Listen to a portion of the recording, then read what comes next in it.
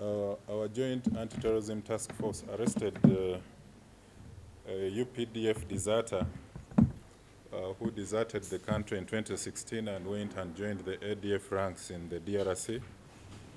So the JAT, in coordination with the District Security Committee in Buyende, district arrested one Ndalike Hassan Mustafa, alias Wakwima Dirian, a former soldier who deserted the UPDF in 2016 and joined the ADF rebel ranks. He was under the command of Ali Isma, one of the ADF commanders. Now, this Ndalike Hassan is alleged to have sneaked into the country around February 2024 and had threatened to attack concert goers and revelers at a music show in Ikanda sub-county, that is in Buyende district. The suspect was, of course, arrested and was handed over to CMI for further management. Of course, his arrest shows that betrayal does not pay, and it further underscores the unwavering commitment of the Joint Anti-Terrorism Task Force and our territorial units in identifying and holding accountable those who break their oath to protect our nation. So we cannot tolerate such acts of betrayal of trust, and we continue to encourage all security personnel, past or present, to remain vigilant in our mission to protect and defend our country and its citizens. Now, CID has charged the 5 suspects to court for the alleged murder of engineer Daniel Bosa.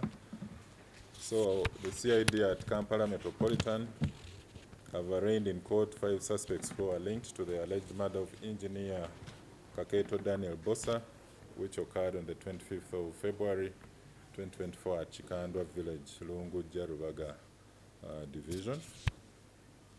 The suspects who with malice aforethought unlawfully caused the death of the victim include Luja Noah, a 21-year-old mason of Kabanga Village in PG Town Council, Nachiguli Harriet, aged 40, a peasant of Nkere Zone in Kawempe, Nakabale Joseph, a 47-year-old painter of Gala Village in Mpigi Town Council, Mayanja Ezra of Chiganda Zone in Kawempe, and Naruenda Mire, a 46-year-old secretary of Chisekwa Court of Buganda and resident of Chitunzi Zone in 7, Rubaga Division. The hunt for the suspect and mastermind of the alleged murder, the hunt for the prime suspect, who was the mastermind of the alleged murder, one Rujat Bosa Tabula, who is on the run and still hiding, remains active and ongoing. And remember, we put up a bounty of Uganda shillings, 10 million. So we want to inform the public that the 10 million bounty cash offer has been extended for anyone who can avail us credible information that can lead to the arrest of Tabula Bosa, of Luja Bosa Tabula. We got people who volunteered information from Kalangala, Ibanda, Buikwe, but the information was not so credible, so that's why we are extending this offer. The telephone contact for tipsters is at CID headquarters is 0741 111 333. Tipsters can also reach CID headquarters in person and share the information they have. The 10 million cash is present. But also, as the Joint Crime Intelligence and CID, we are continuing to use all tools available to us to zealously pursue Luja Tabula Bosa. We have to, because it is after his arrest that we shall have unsealed the entire murder for hire plot. where he was actually the mastermind.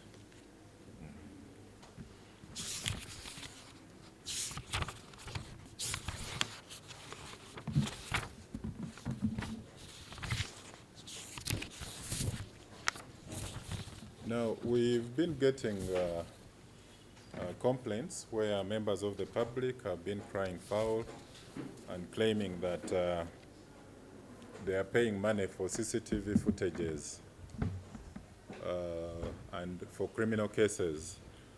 The CCTV footages in criminal cases are free of charge and are not supposed to be paid for. You're all aware that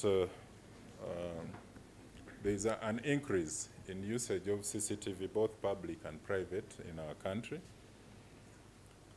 Many people are beginning to accept it as an effective tool, security tool that supports efforts in combating crime and acts of disorderliness or lawlessness. But we are continuing to receive complaints of extortion of money by undisciplined officers from complainants, victims, and all witnesses. Now, the procedure for the release of CCTV footages for evidentiary purposes is clearly laid out in the policy under our Directorate of IT. And all requests for the release of data information in CCTV must be channeled through the OCCID, the divisional CID, the district CID, the regional CID officer, and as well as the respective traffic officers, that is for traffic-related footages. Now, these requests are strictly for information regarding the provision of evidence in criminal proceedings, prevention of crime, investigation and detection of crime, which may include identification of offenders and identification of witnesses.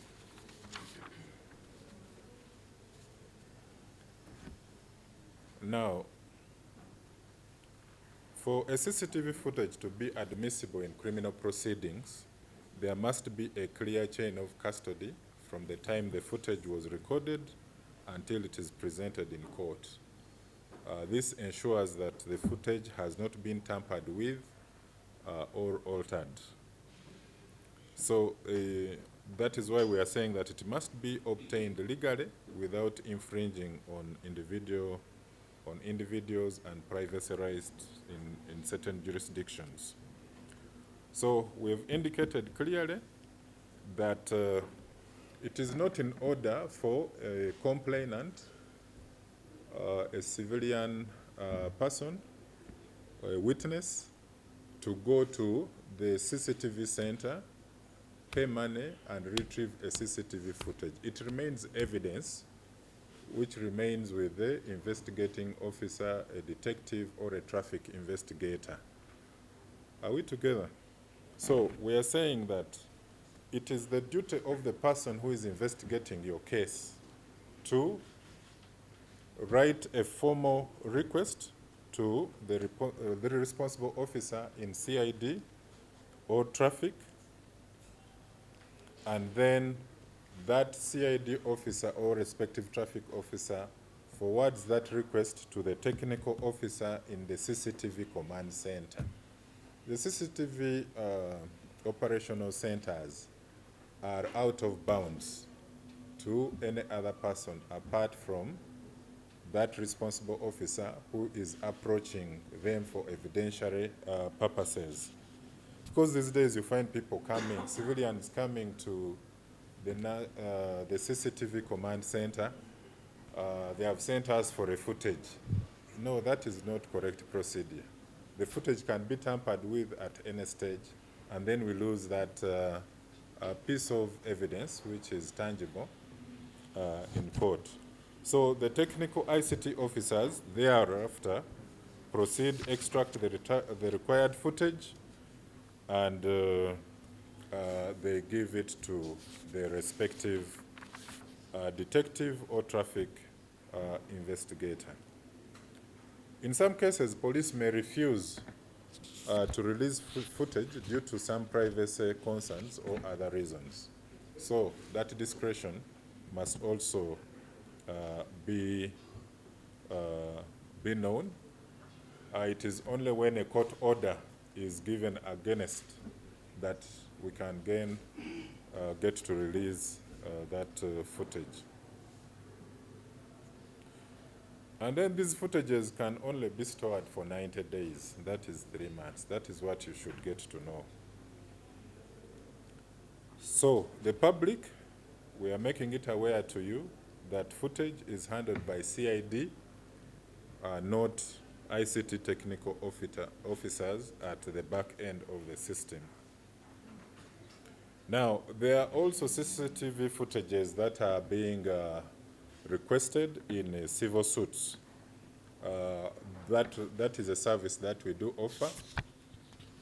In civil cases such as personal injury lawsuits, CCTV footage can be crucial in providing that a party was liable for an injury or damage, and also shows the circumstances leading to an accident or demonstrate negligence during that accident. And then there are also other requests that we keep getting from URA and so on in some of those other civil matters. There you come and approach our revenue office, you're given a receipt, you're given an invoice that you go and pay at the bank, and then you go and get a copy of that footage for civil proceedings. Now there's an advert that has been disturbing.